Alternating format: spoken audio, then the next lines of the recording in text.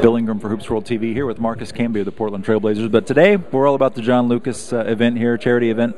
Talk about getting involved with John and giving back to the community a little bit here in Houston. Well, I live here in the off season and work out with Coach Lucas a lot, and him being my former coach over in the LA Clippers. He called me up, told me he's putting on this event, and it was a no-brainer. Anything I can do out to help Coach Luke, and also to help out this great city of Houston we have right here, I'm all for it. Is it kind of a double-edged sword? I mean, obviously we hate to miss games, but for veterans like yourself that have had injuries over the years, you kind of get a chance to really get well in a way that maybe you don't get well during a regular off-season?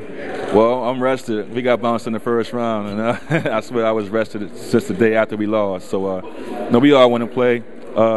We all want to get back out there on the court and play for our fans and make sure everybody has their jobs and just get back to where it once was, and the focus is to be on basketball. And football went through its thing with the lockout. They was able to resolve that, and hopefully we're going to do the same. I just want to tell everyone just to remain patient with us.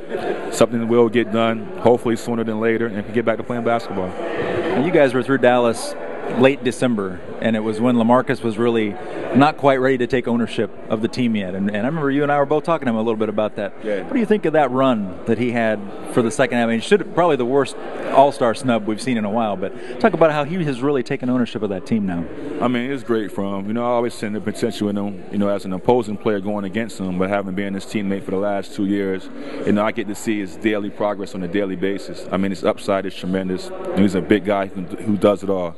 Shoot, play with his back to the basket, and the most important thing about him is he's so unselfish, and he's a great teammate. And I think when Brandon had went down, I think the franchise became LaMarcus's, and he grabbed a hold of the reins and he never let go. And hopefully it can continue for him to keep going. I think this guy is a future Hall of Famer and a perennial All-Star, and he doesn't get a lot of the attention that these other guys get because we're buried up there in Portland, but his game speaks volumes.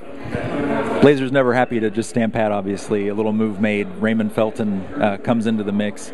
Not only Raymond Felton, but the Gerald Wallace connection from Charlotte. They had so much chemistry there and a lot of good things going on. What do you think Raymond's going to bring as you guys, once we eventually get the season underway? Well, in saying that, we got rid of a great guy in Andre Miller. He's one of the most underrated point guards, in my opinion, to ever play this ball game. And, losing him was tough. But we're bringing in a guy like Ray. He's been around a lot, been on a few teams, and he can play basketball. And like you said, him and G. Wallace played a lot together in Charlotte, and hopefully they can bring that chemistry that they developed there in Charlotte out here to Portland. And finally, what do you think? Lockout, we're in day whatever we are in. What's your take on the situation as it stands right now?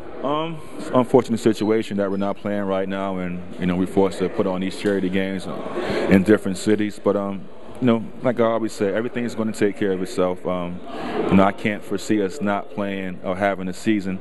But you never know. There's always a business first, which I know firsthand after being traded a couple times throughout my career. So until they say it's time for me to go back to Portland, and that's when I'll believe it.